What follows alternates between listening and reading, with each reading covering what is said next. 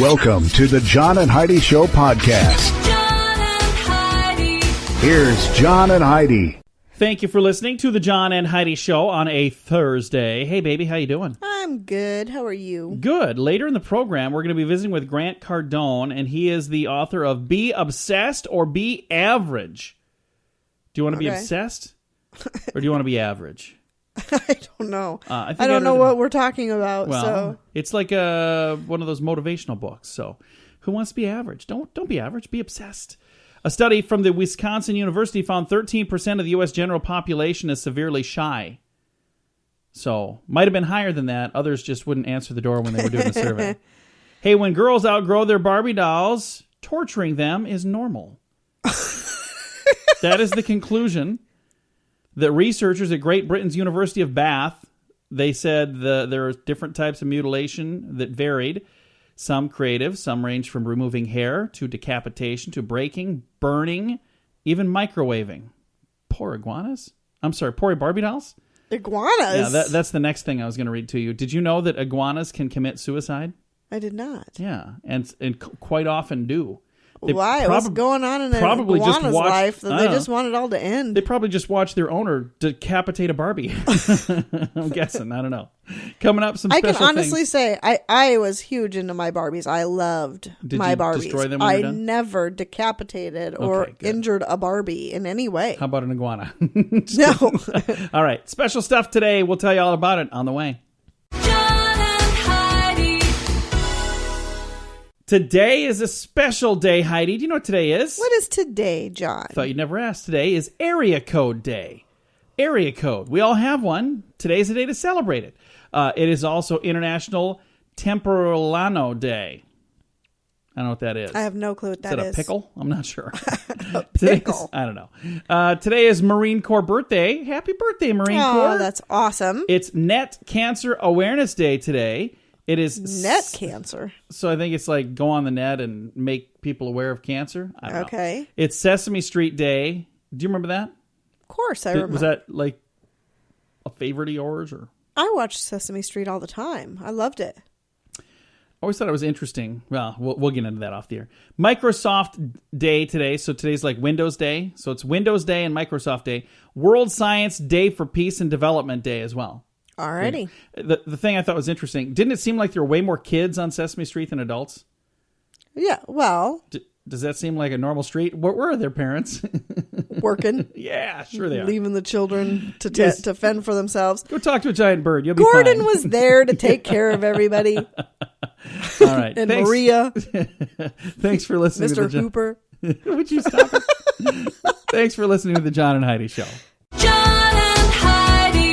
Would you like to lose weight? You could wait till New Year's to make a resolution, but most people that do that are done with them in a few weeks. No, they don't hit their goal. They just give up. If you struggle to keep your weight where you'd like it, maybe you should consider hypnosis. Many people have amazing results with hypnosis, and it's not as expensive as you think. We have a special weight loss hypnosis program for just $60 at radiosavings.com. Hypnosis can help reduce the cravings that cause you to overeat. Learn more about this special hypnosis weight loss system from Extreme Power Hypnosis at radiosavings.com. John and Heidi. You know it's true because you heard it on the radio. Imagine you're trying to lose weight. It's not hard for me to imagine because I am trying to lose weight. Are you really trying or are you just wanting to? I want to. Imagine trying to lose weight, but when you step on the scale, the ground crumbles beneath you. Oh. Couldn't do much for your self-esteem. Some members of Weight Watchers were attending their meeting when suddenly suddenly a crater opened up while 40 of them were weighing in. This is bad timing is what you call this. The 8-foot deep hole appeared in the car park outside their meeting hall, revealing a World War II air raid shelter. Oh, so it's not like they were in the building and it was underneath them while they were standing on the scale. No. Okay, well, that's not anywhere near as funny. Yeah. Thank goodness we had her tied onto this rope.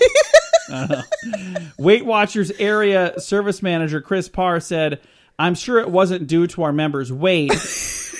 We shed pounds. We don't pile them on. So, yeah, Chris, you keep telling yourself. Oh, my goodness. I can tell you this, I am not exactly a little man. And when I step on the scale, because we read like a week ago or 2 weeks ago, whatever, it said if you want to lose weight, you need to weigh yourself every day.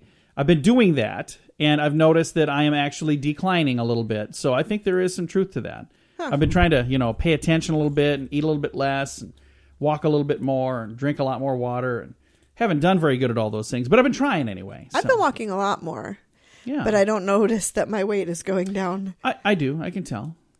Hubba. You cannot. Oh, yes. Because it's not moving on the It's scale. looking good. So anyway, how would you feel if you stepped on the scale and you knew that, walking in, you made a giant crater outside? That happened in a car park, Oh, so I'm guessing it was in England. And it's true because you heard it on the radio. John and Heidi. The John and Heidi Show is brought to you in part by the Keystone Treatment Center. This is your brain, and this is your brain on drugs. We share silly stories here on the program, but addiction is no joke. If you or someone you know suffers with an addiction to drugs or alcohol, make today the day you seek help. Call toll-free 844-204-1055. That's a toll-free number. Again, 844-204-1055. and this is your brain on drugs. Some people don't quite understand the term keeping a low profile. Barbara Hill has a problem with authority. Problem with drugs, and now problem getting out of jail. 21-year-old Arizona girl was recently arrested for possession of marijuana. Oh yeah, she had marijuana for sale as well, and she was transporting marijuana for sale. A possession of a dangerous drug and possession of drug paraphernalia. She got quite a bit of stuff thrown at her. Wow. This all happened because of her problem with authority. She made a very inappropriate hand gesture to a police officer for absolutely no reason while he drove past. This prompted him to stop. And, of course, at that point, he was able to charge her with numerous crimes. So he put as many on the list as he could, it sounds like. Well, she gets what she deserves. You don't do stuff like that to cops. He was just minding his own business, and out of nowhere, she decided to, do what she did. And that's not a good idea. So he said, hey, guess what? I can do stuff, too. And look what you have. A rap sheet that's going to go all the way around the block. Coming up, we've got your moment of duh. That's on the way. Have you ever locked yourself out of your house? I've done it before. Yes, we have, because we had to climb through our front window, remember? I know. I was there. I was not the one that went through the window, though, was I? No. Who went through the window? I went through the window. Yeah. That's the good news about being a big fat guy. You don't fit through the window. So a 31-year-old and her friend, she was dog sitting for some other friends. They returned to the house late one night and realized they forgot the house keys. One of the women managed to squeeze the top half of her body through the dog flap, but the bottom half proved to be a little tricky. Thankfully, her friend was there to call the fire department for assistance. Oh, how embarrassing. They tried pushing on her backside and pulling her by the thighs, but could not budge her. Eventually, they had to cut part of the door out to release how embarrassing. a very, very embarrassed woman. Imagine trying to explain that, by the way, to the owner of the dog door. Oh. Because this wasn't even her door. This was her friend's door. She's like, you go through the door. No, you go through the door. Okay, I'll do it. Bad idea. All right, we have your scoop of the day on the way. The Scoop of the Day is brought to you by Wells Blue Bunny. If you want delicious ice cream, be sure to look for the Blue Bunny. Sure to have your favorite flavors. Learn more at bluebunny.com. Now your scoop of the day. A new survey found 1 in 4 people say political talk at work is negatively affecting them and their productivity. I could see that. I could see that. It's yeah. Hey, it's over. Stop talking about it. In China, a man who murdered his parents tried to cover up the crime by killing their neighbors. Not just their nearby neighbors, 17 of the neighbors. How would that help cover up his parents' murders? Well, he killed the parents and then didn't want the neighbors to rat him out, so he they killed started saying, hey, I haven't seen your parents around lately. Yeah, they wanted you to come over for tea tonight.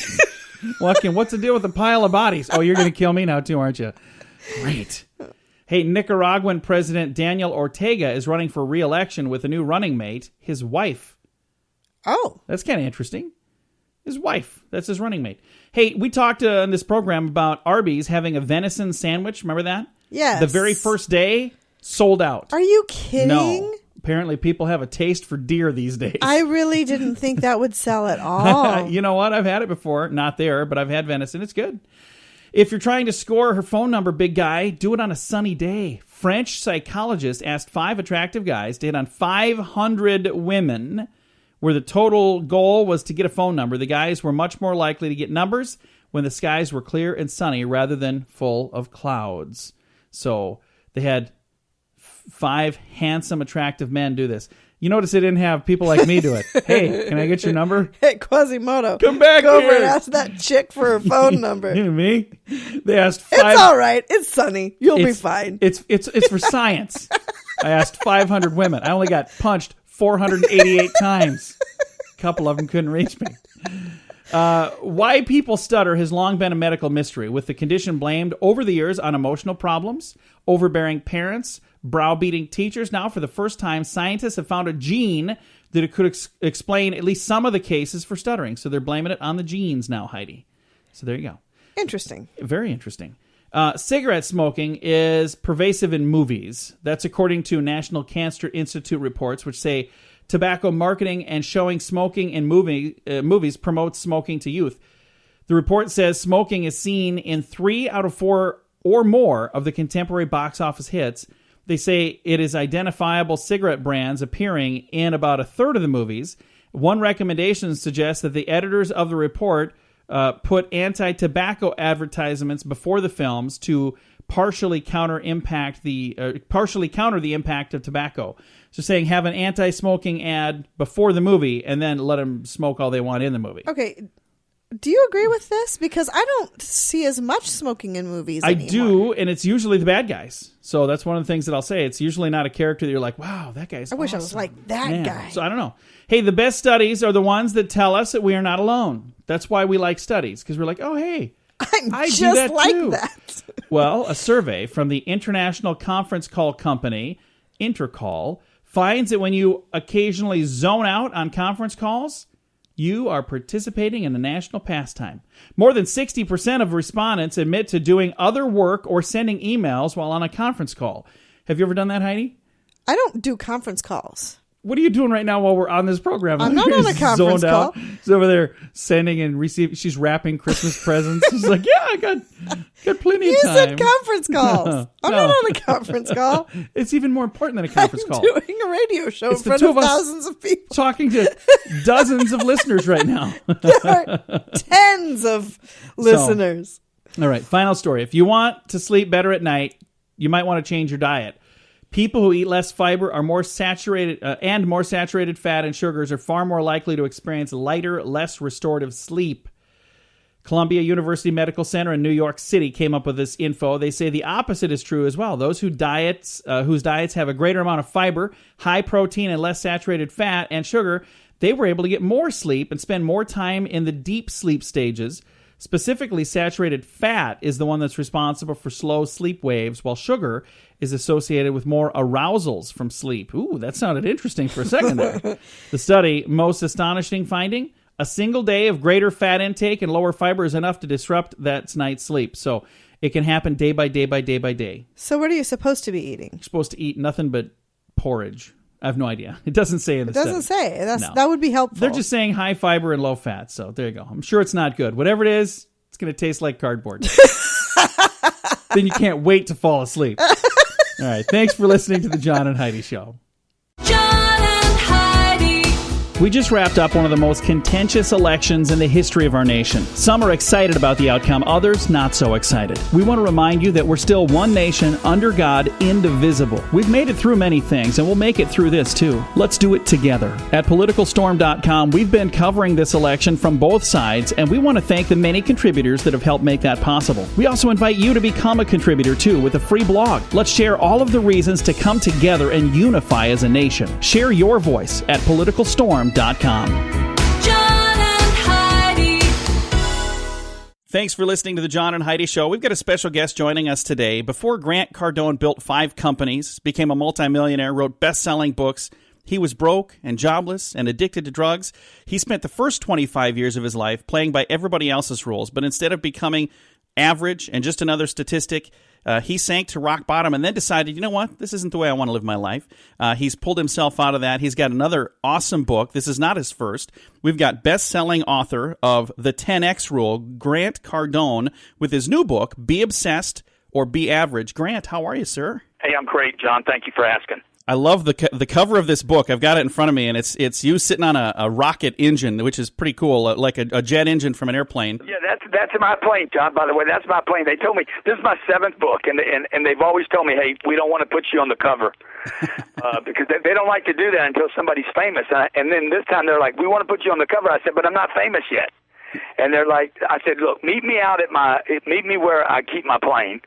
And when they got there, I was up on top of the plane, walking on the plane. They said, oh, my God, this is crazy. You're a crazy man. I said, I'm not crazy.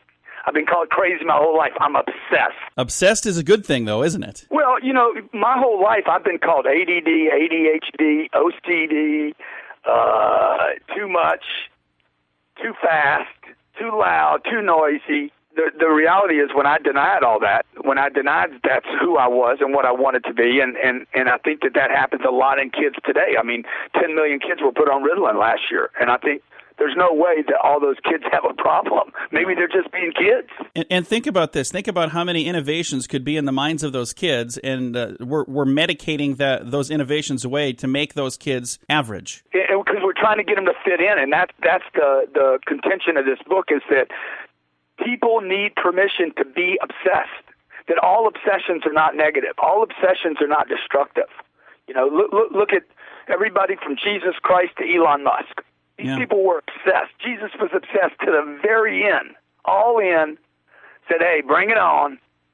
And you look at Elon Musk today, says, look, I want to go colonize Mars. These are not average people. And that being said, I don't think anybody's average. I think we're made average. We're suppressed to being average in order to make the people around us maybe comfortable with what they've given up on. Well, and kind of going back to the kids you were talking about that are on Ritalin, think about the obsession that it takes to get into the NFL or the NBA or any professional sport.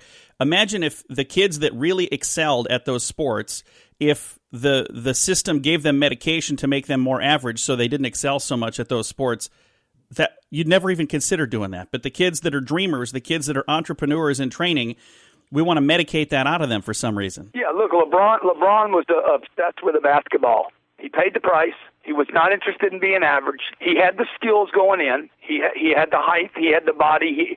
I could be obsessed with basketball, but I can't make it because I'm just not tall enough. I was obsessed with being a baseball player. I was going to play baseball. I thought for sure I was going to be a baseball player. Now, the fact is, I wasn't fast enough. I ended up on drugs when I was 15. By the time I was 19, 20 years old, going into college, I couldn't make it because I had become obsessed with something negative rather than staying obsessed with my dreams. Now, I don't think I could have made baseball even had I not taken the wrong turn, but the truth is that obsession, that energy, that focus, that desire was still in me to do other things. And when I denied or suppressed or tried to push down my ideas to be, a kid has all kind of dreams. They're obsessed with bicycles, or they're obsessed with somebody they see on TV, or they're obsessed with fashion, or hey, I'm going to be rich one day. A little kid told me the other day, he's like, I want to have all the money on the whole planet. Who am I to say that he can't have that? Yeah. And then we're stuck in schools and we're made to sit in class in a wooden chair, a wooden desk for 50 minutes and forced to listen to stuff we don't want to listen to. And then when we get all fidgety, people are like, oh, there's something wrong with the kid. He's got ADD. Yeah. Rather than what you're saying, he's got that genius in him waiting to pop that he could do something with. Exactly. Our guest right now, Grant Cardone, he's the best-selling author of a book that was just wildly successful, The 10X Rule, and another book called If You're Not First, You're Last. He's got a new book out called Be Obsessed or Be Average. In this book, you talk about something that my entire business career I've heard, under-promise, over-deliver. But you say, no, that's wrong. You want to over-promise and still over-deliver. Yeah, I want to over-promise to the customer. Why would I go into a relationship with a family member or a customer and underpromise? Why would I start with a deception? That'd be like during my proposal to say, I'm going to kind of love you a little bit. Instead of that, you might want to say, I'm going to love you with my whole heart. You don't want to say, hey, will you marry me? Because I'm going to kind of sort of love you. Exactly. So like what has happened to our society in business that we'd say, hey, underpromise to the customer. These are good companies that say this and believe this. Yeah. So if it's infiltrated at that level, okay, underpromise to the customer. We have the best product in the marketplace, the best service, but we're going to underpromise to the customer and overdeliver. I'm like, no, overpromise to the customer. Overpromise what you can do. Overpromise without lying, right? Yeah. We're going to provide you with the best service. We have the lowest price, okay? We do more for a customer than anybody else. Overpromise, because what that will do to the product and the organization is it will force the organization to deliver at much higher levels rather than going in with an under expectation. I understand the concept. Yeah. You know, but look, I have 5 businesses, and all 5 of them, they're all different. I overpromise to my customer. I have a customer in every business, whether it's over the internet or whether it's somebody investing in my real estate. I overpromise, okay? And that forces the team, me and the team, to overdeliver to a client, knowing, look, in the real world, you got to continue to overdeliver to a customer, otherwise you're going to lose them to somebody else. Persons to continue to do that must be obsessed, as you know. Yeah, otherwise they'll be somebody else's customer. That's right. Now, one of the other things in the book here, again, the book is called Be Obsessed or Be Average. We're visiting with the author of that book right now, Grant Cardone. In here, you're talking about one of the things that's really important is saying yes to new technology. And I know when you're a business owner, quite often you'll say, well, we just upgraded our system 2 years ago. We're going to have to just deal with what we have. But you're saying, you know what, you might be holding yourself back by not saying yes to new things that come along. Today, with the rapidity at which we're moving, the speed and frequency at which technology is being morphed and completely disrupted, business owners, particularly those of us that are at 40, 50, 60 years old, you need to start thinking about embracing technology. It is a indication that you are walking away from your obsession. And look, if you're no longer obsessed with your business, the best thing to do is go ahead and put closed on the front door, because it's just a matter of time now. Yeah. If you're not obsessed today at the speed at which things are changing with new technology, social media, I hear people say, I don't have time for all that. Well, then you need to put the closed sign on your door, because it's just a matter of time before you're out of business. So whether it's Facebook or Instagram or Pinterest, these technologies won't even exist tomorrow, John. They're going to go away, but the business owner needs to be obsessed with how to use them while they're here, not be used by them. If it means you need to change your technology, that you just bought a system and you need to blow it out and get something new, that saving money is not the way to grow a business. Expanding the top line is the way to grow a business. Well, and that's that's one of those things that sometimes that's important. If you bought a car that all of a sudden didn't work anymore, you wouldn't say, well, I have one in the garage that doesn't work, I'm not going to get a new car. You'd figure out a way to trade that one in and get something different. You just would. You would just get rid of it. If you make a mistake, just get rid of it as fast as you can and be obsessed with getting rid of it as fast as you can, just like you would a bad investment. Exactly. Again, our guest today, Grant Cardone, he's got a new book called Be Obsessed or Be Average. And one other thing I want to talk about in here, because we got a little more time today than I usually have on an interview, and I'm really glad that we got this. You're a fun guy to talk to, a whole lot of fun to talk to. One of the other things you talk about here is always be recruiting, not just when you have an open position. You should always be looking for new talent. The best business people I've ever met, and I've worked with everybody from multi-billionaire self-made people to companies like Google. Okay, the best of the best are always recruiting. They never talk about how much turnover they have. That's not what they're talking about. They're talking about the good people. They don't sit down with you and say, yeah, last year I lost 50% of my people. And they did, by the way. They could have lost 75% of their people, but they're talking about the good people. They're talking about always looking to recruit great people. They don't talk about when they're hiring. Oh, we're hiring people right now. Great companies will always hire. There's 28 million small businesses in America, John. 22 million of them don't have any employees. Wow. So the commitment to small, they're obsessed with staying small. And I'm like, look, you can't be a solopreneur. You can't be you can't just be John at the company and have a company. Yeah. You got to grow. That means you got to recruit. That means you need to spend money, invest money in new hires. And if you lose some people, so what? You just keep hiring until you find great people. People don't cost money. Lost sales does. And the business owner of today must become obsessed, be obsessed, or they will end up just being another average company. And we don't want that. Not at all. Can you imagine that on the front door? Average company, average plumbing, average construction. We do an average massage here. Yeah, I don't think so. I don't think anybody's looking for that when they're out looking for a business to do business with. Again, our guest today, Grant Cardone. The book is called Be Obsessed or Be Average. Grant, where can we find a copy of this? It's everywhere, isn't it? It's everywhere. It's number one on Amazon and Business and Investing, has been for a week now. The message is people need to be given permission to be obsessed, that all obsessions are not bad, and tap into that addictive quality that all of us have to like a hungry dog on the back of a meat truck, as we say in Iowa. A hungry dog on the back of a meat truck where you just can't let go. The child is like, no, I want the candy, and they persist until they get whatever they want. That's that obsession that I want to give people permission to go back and reignite. Well, it's been a lot of fun to visit with you. The book, once again, is called Be Obsessed or Be Average. Our guest today has been Grant Cardone. Grant, thanks again. Thank you so much, John. Again, if you'd like to find a copy of that, it's everywhere, and it's a good-looking book, too. It's got a lot of great info in it. This is one that I'm reading it right now, so I'm not done with it, but it's very good. It's a good book, and it'll get you fired up about whatever it is that you do for a living. So if you're maybe needing a little spark, a little flame to get you reignited, take a look at it. Be Obsessed or Be Average by Grant Cardone. Thanks for listening to The John and Heidi Show. John and Heidi. Are you ready for Duel? Kyle Dowling on guitar, Brett Gunderson on bass, Sam DeVito on drums, and frontman Duel Shane. Gotta keep rocking, gotta keep sucking, bringing it down like rain. Duel's new single just hit iTunes and it's selling fast. Get your copy now. When you're lacking chains and you feel no pain, Supernova gonna get you too. Their first single, Supernova, is available now for less than $1. Learn more and find a direct link to buy Supernova at facebook.com/DuelRocks. Fun fact for you, Heidi. What's that, John? The first gold brought back by Christopher Columbus from the Americas was used to gild the ceiling of a church. Really? Yeah, the Church of Santa Maria in Rome. The ceiling has gold, and it's still there, and it's from 1492 or whatever.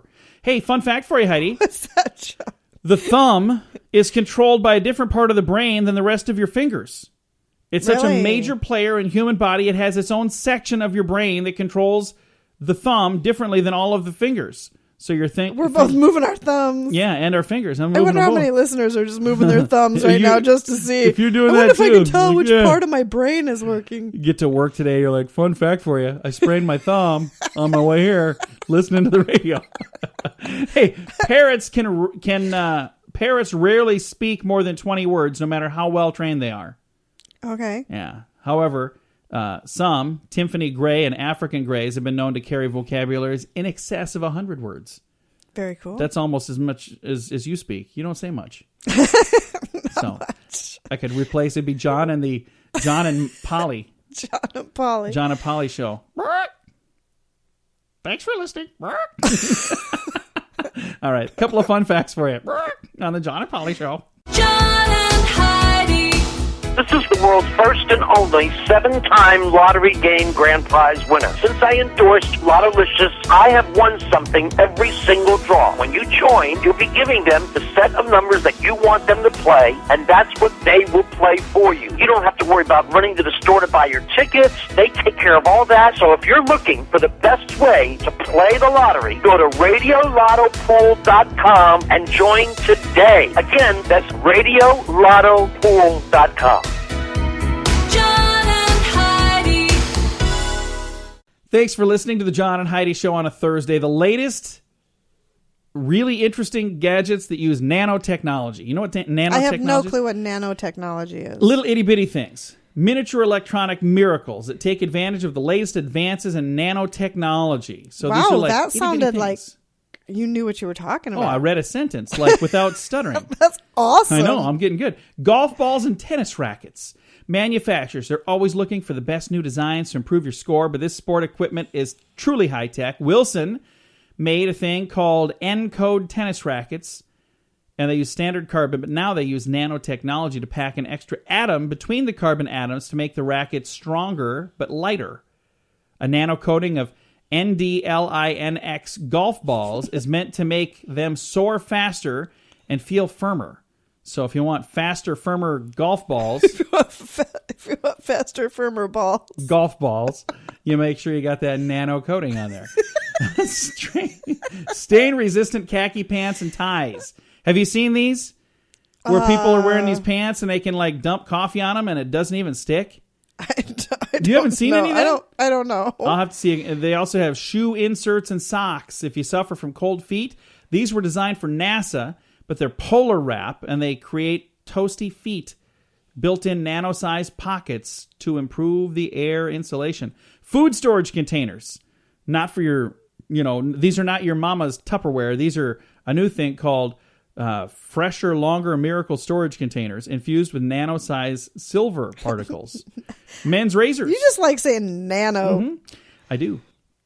Men's razors. The FX Diamond Razor uses nanotechnology to create a coating on the blade to make them more durable. Skin cream. L'Oreal and Lancome both use nano-sized micro lifters, some of their face and eye wrinkle reducing creams, and it's a micro-size netting of molecules on the skin that helps smooth out wrinkles and reduce puffiness. And the final one on the list here is household paint from Behr. Nanotechnology's in there. Kitchen and bathroom paints designed to increase the density of the paint to prevent growth of mold and mildew in a moist environment. So, a lot of nanotechnology going on all around This nano us. stuff is nothing new. Yeah, they should have... It's nothing new. Robin Williams used to talk about it all the time on TV. He'd say it at least twice an episode. Nano. I don't think that's what he was saying. It's not all that impressive. Thank you for using some of my own humor on me. We've got the perfect match on the way. John and Heidi. When is the last time you changed the air filter on your furnace? Now, don't be embarrassed. That happens to a bunch of us. The furnace filter should be changed often. This will help your heating and cooling system run more efficiently, and it'll even extend the life of your system. Now, there's an easy way to make it happen. Filter Easy, a new subscription service that delivers your size filter right to your door on the schedule you choose. It's easy. Filter Easy. One less thing to worry about. Learn about a special offer available now at radiosavings.com. John and Heidi. Anyone ever tell you that like the two of us are just the perfect match? Yeah. Do you really have people say that? Yes. Okay, I just want to make sure. I have that too, but I didn't know if they were kidding me or not. So. Basant Jain and his wife Anita are a perfect match too. Literally. They're from India. They've dressed in matching colors every day throughout the course of their marriage. And they pledge to dress identically until the day they die. The two have become celebrities in their town. They run a small bookstore. And either that or outcasts. We'll call them celebrities. They run a bookshop. And they said initially that shopkeepers were puzzled by their demand for the same clothes. But as their fame spread, the traders began to bring special matching clothing just for them from wholesale markets. So they go and say, hey, I was at the market and I found this his and hers and you guys should buy these. And they're like, we have to take them now. Sold. So Heidi and I are going to start wearing the same matching outfits from now on. No? No. Okay. Coming up, we're going to talk about a dead man who's not quite dead. We'll tell you all about that in a bit. A Japanese woman has been ordered to repay a life insurance claim after her supposedly dead husband was found not so dead. Oh, boy. And not only was he not dead, he was a politician. Oh. How does that work? She received a large sum of insurance cash after her husband supposedly died in a car accident in Pakistan. Another insurance company uncovered the fraud when she applied for a second payout. Tokyo District Court has ordered the woman to repay the money, but police have been unable to track down the lady. Investigators show that she had submitted false accident reports and a false death certificate. They found her 34-year-old husband had won a local election in his home country of Pakistan a year after he was reportedly dead. So they're saying, okay, he died and then he won an election. Usually, after they die, they're just voting in elections. I mean, they're not usually winning. So, all right, a little bit of humor for you there. Sometimes we need a little bit of that to, pull us all back together. Thanks for listening. We got some fun stuff on the way and some good news on the way as well. John and Heidi. We just wrapped up one of the most contentious elections in the history of our nation. Some are excited about the outcome, others not so excited. We want to remind you that we're still one nation, under God, indivisible. We've made it through many things, and we'll make it through this too. Let's do it together. At PoliticalStorm.com, we've been covering this election from both sides, and we want to thank the many contributors that have helped make that possible. We also invite you to become a contributor too with a free blog. Let's share all of the reasons to come together and unify as a nation. Share your voice at PoliticalStorm.com. John and Heidi. This, I think, is really kind of a cool story here, Heidi. Okay. In the small town of Sunderland, Massachusetts, a 300-year-old family-run farm, they have a plot of land that fuses fine art with farming. Mike Wisseman's 8-acre cornfield maze is a feat of ingenuity. With carefully planned and executed stalks, they form replicas of notables such as Mona Lisa, Albert Einstein, Salvador Dali. For the last 17 years they've been doing this. Wasserman's family and landscape artist Will Sillen has used arithmetic as well as tools and technology available to them to make this happen. In 2000, that was graph paper and an ATV equipped with GPS that was not very accurate. Well, now a GPS-equipped mower can zoom in on a single stalk within an inch. And now they have a drone that goes up high, and you can help make this elaborate maze even more elaborate. So they got all this cool technology now to make this stuff happen. This was almost my good news, but I have some better news. But I thought this was neat news. It's fun news, and it is kind of good news because the technology is there now to do even things like a really cool corn maze. How long has it been since we've been to a corn maze? Oh. It's been years, hasn't it? Oh, yeah. We had fun, though, when we went there. I'm not a fan of corn mazes. Really? No. I think they're kind of silly. You were making out with me in the corn maze. I was not. I'm pretty sure you were. Did I just dream that? I definitely was not. When I was a kid, I was always afraid to go to the corn maze because of that movie, Children of the Corn. I was like, I don't think I'm going to go in the corn anymore. I'm going to stay away from that. I'm going to stay away I'm not going to go anywhere near the corn. As I grew up, I realized that doesn't happen in every cornfield. Only the ones in Nebraska and Iowa. So, just kidding. Just kidding. That's where that movie was filmed, is parts of Nebraska and parts of Iowa. Coming up here in a bit, we've got some good news. And, oh, by the way, we got a link to this story, too. Even though it's not our good news story, I couldn't help but put a link because there's some cool artwork in cornfields. So you can see that at facebook.com/John and Heidi Show. John and Heidi. This portion of the John and Heidi Show is brought to you by the John and Heidi Show. That sounds kind of funny, but it's true. Go to your local radio station and ask them to start carrying the John and Heidi Show. Here's the best part. They can carry the show for free. They play a couple commercials, but it doesn't cost them anything every month. So if you know a radio station that could use a little bit of help, send them our way. Send them to johnandheidishow.com. Again, johnandheidishow.com. We would love to do a radio program in your community. Then you could listen to the podcast and listen to us on the radio. John and Heidi. We always try to wrap this program up with some good news. Guess what, Heidi? What's that, John? I have some good news. Awesome. There are plenty of great wedding proposals out there, but one by an Australian Qantas pilot is right up there with the most unique proposals of all time. Captain Ellis began making one of those regular in-flight announcements while he was on a flight from Melbourne to Los Angeles. In a video released on the airline's Facebook page, you can see it was a little more interesting than some of the pilot speeches. Don't you ever notice when you get on there, they're like, this is your captain speaking. You ever notice how it's like, yes, we're flying at 30,000 feet, whatever it is. I'm like, I have no clue. What does that mean? Is that good? Are we going to crash? What are you trying to say? So anyway, back to the story. Where are you going with this? Back to the story. I'm sorry. I'm a little bit, I got ADD today. Flight from Melbourne to Los Angeles. You can see the video on our Facebook page. It was a very special passenger on board, Anna. She was in for another shock altogether. The captain wraps up the announcements by asking her for her hand in marriage. In not one language, but in two. Okay, so was the pilot her fiancé? Yeah. So he proposed to her over that, would you marry me? Anna, would you marry me? I'm on my knee up here. Trust me. That's why we're in this deep descent. Oh, man. Don't panic. We are in a tailspin. Just say yes quick and I'll pull us out of this tailspin. Pretty sure that was... If you say no, we're all going to die. That's not what happened. It's actually a cool video. Facebook.com/John and Heidi Show. Time to say goodbye, Heidi. Goodbye, Heidi. Goodbye, everybody. Thank you for listening to the John and Heidi Show on a Thursday. Thanks again.